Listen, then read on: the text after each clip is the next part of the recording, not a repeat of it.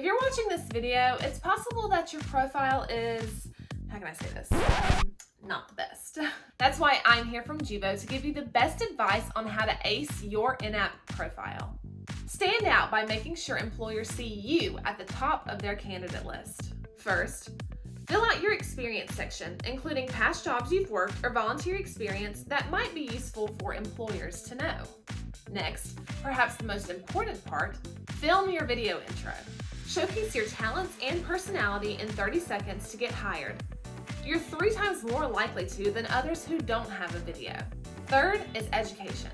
Graduating from high school and college is a big deal. Let employers know what education level you've completed. Lastly, fill out the certification section to tell employers about any training courses or licenses that you might have. It might just put you over the edge when competing with other job seekers for the same job. Perfect your profile to connect with employers quickly and easily. Sign into the Juvo Jobs app today.